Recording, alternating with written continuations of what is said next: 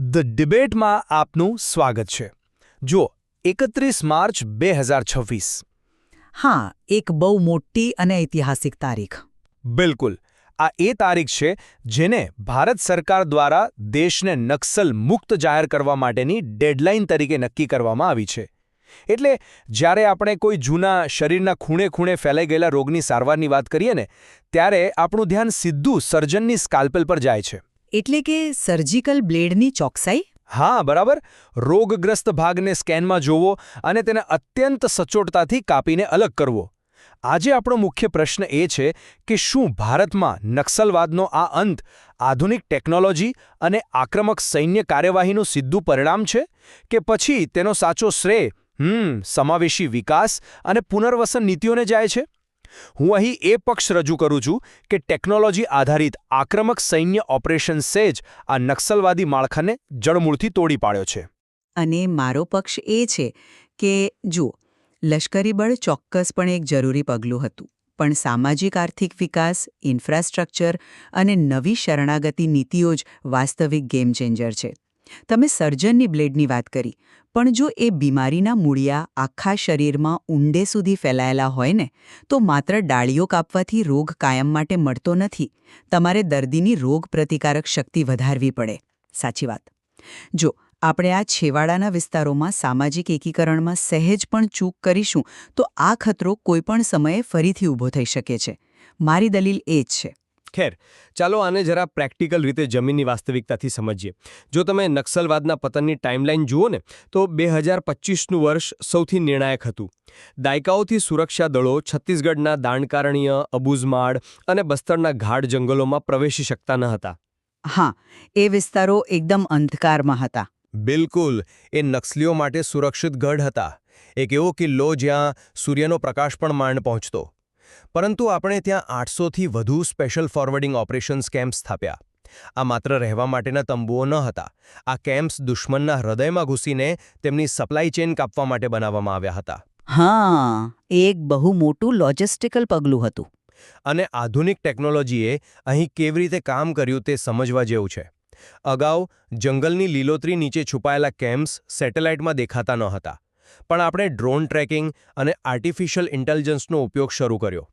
આ ડ્રોન્સ રાત્રિના સમયે થર્મલ ઇમેજિંગ દ્વારા જંગલની નીચે રહેલી ગરમીને માપતા. અરે વાહ! એટલે હીટ સિગ્નેચર્સ. હા, હીટ સિગ્નેચર્સ. અને એઆઈની મદદથી આપણે તફાવત સમજી શક્યા કે આ ગરમી કોઈ જંગલી પ્રાણીઓની છે કે પછી નક્સલીઓના કેમ્પની. આ ચોક્કસ ઇન્ટેલિજન્સના આધારે જ PLGA એટલે કે પીપલ્સ લિબરેશન ગેરિલા આર્મીના 1st બટાલિયન કમાન્ડર હિડમા અને બસવરાજ જેવા ટોચના નેતાઓનો ખાત્મો થયો. આ કોઈ અકસ્માત નહોતો. તે સચોટ ઓપરેશનલ સર્જરી હતી, અને આ સર્જરીએ ઊભા કરેલા ડરના કારણે જ આજે હજારો નક્સલીઓ શરણાગતિ સ્વીકારી રહ્યા છે. હું તમારી વાત સમજું છું. અને અબુઝમાડના ગાઢ જંગલોમાં સુરક્ષા દળોએ જે હિંમત બતાવી છે તેને હું જરાય નકારતી નથી. ડ્રોન અને એઆઈએ ચોક્કસપણે સૈન્યને નવી આંખો આપી છે. હા, બરાબર. પરંતુ જુઓ, તમે આખી પરિસ્થિતિને માત્ર એક મિલિટરી લેન્સથી જોઈ રહ્યા છો. મારું માનવું છે કે માત્ર બંદૂકના ડરથી તમે કાયમી શાંતિ ન લાવી શકો. જરા એ વિચારો કે જે વિસ્તારમાં ઓપરેશન્સ થયા ત્યાં બીજું શું થઈ રહ્યું હતું. શું? વિકાસના કામો? બિલકુલ. સરકારે છત્તીસગઢ અને અન્ય પ્રભાવિત રાજ્યોમાં 20,000 કરોડના માતબર બજેટથી 12,000 કિલોમીટર લાંબા રસ્તાઓ બનાવ્યા. આ રસ્તાઓએ માત્ર સૈન્યની ગાડીઓ જ નહીં પહોંચાડી, દાયકાઓથી કપાયેલા આદિવાસી સમાજ સુધી શિક્ષણ અને આરોગ્યની સુવિધાઓ પણ પહોંચાડી છે. તમે ડરની વાત કરી, પણ હું આશાની વાત કરીશ. આશા? કેવી રીતે?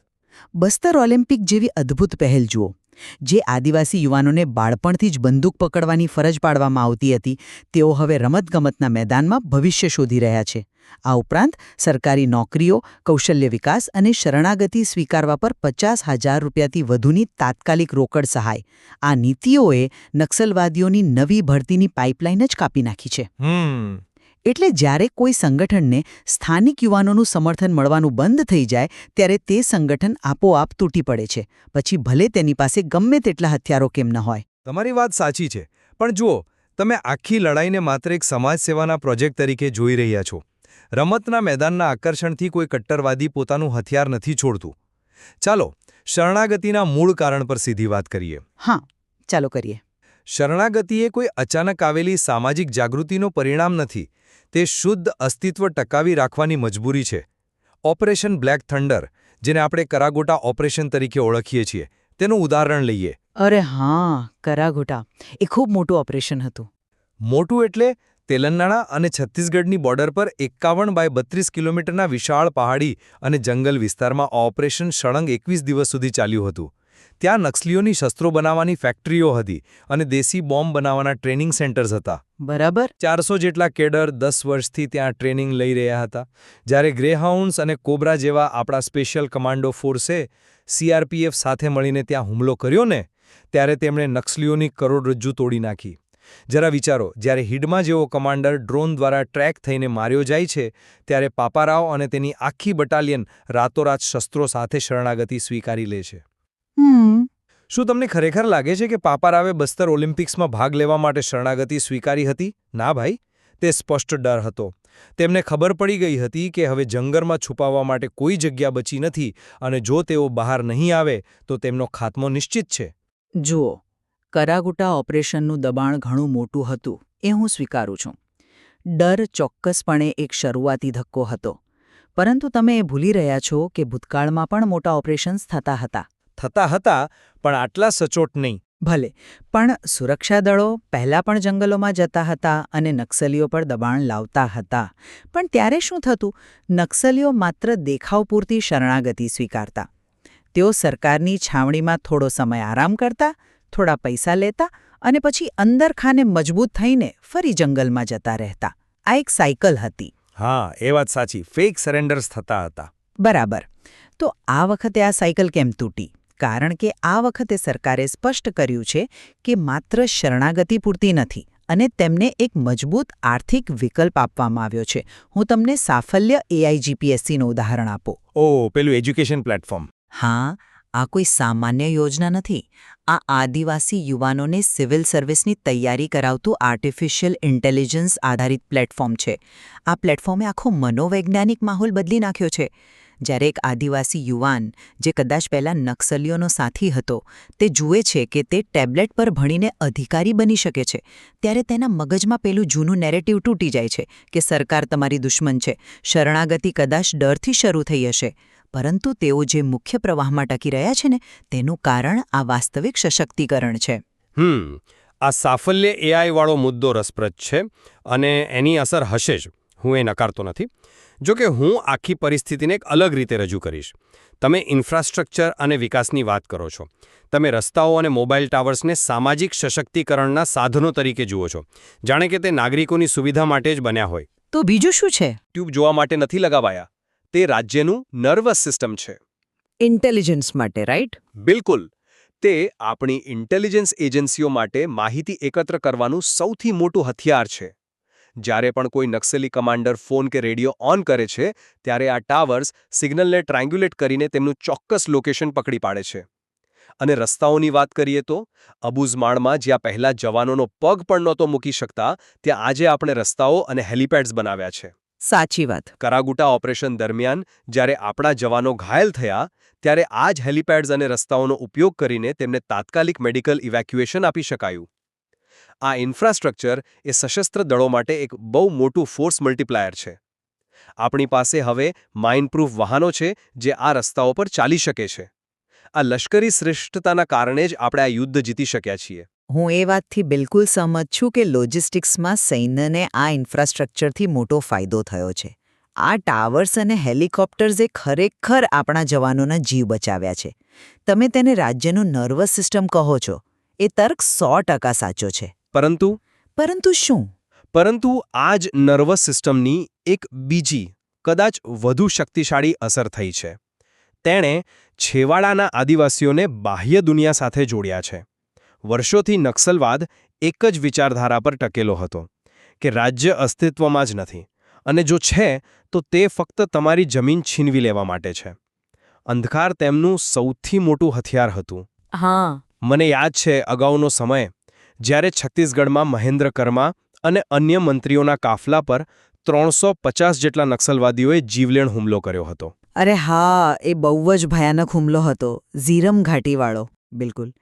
તેઓ હુમલો કરીને આસાનીથી ઓડિશાના મલકાનગીરીના ગાઢ જંગલોમાં છટકી ગયા હતા. કેમ? કારણ કે તે આખો વિસ્તાર સંપૂર્ણપણે અંધકારમાં હતો. રસ્તાઓ ન હતા.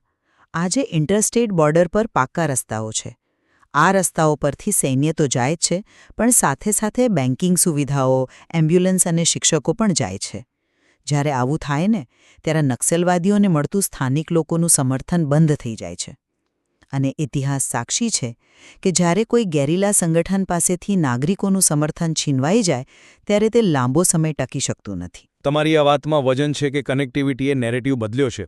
પરંતુ જુઓ, આપણે 31 માર્ચ 2026ની ડેડલાઇન પર ઊભા છીએ. આજે મેદાનમાં વાસ્તવિક સ્થિતિ શું છે?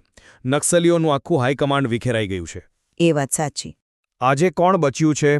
ગણપતિ, જે એક સમયે તેમનો સૌથી મોટો નેતા હતો, તે આજે એટલો વૃદ્ધ થઈ ચૂક્યો છે કે તે કોઈ નવું ઓપરેશન ચલાવી શકે તેમ નથી.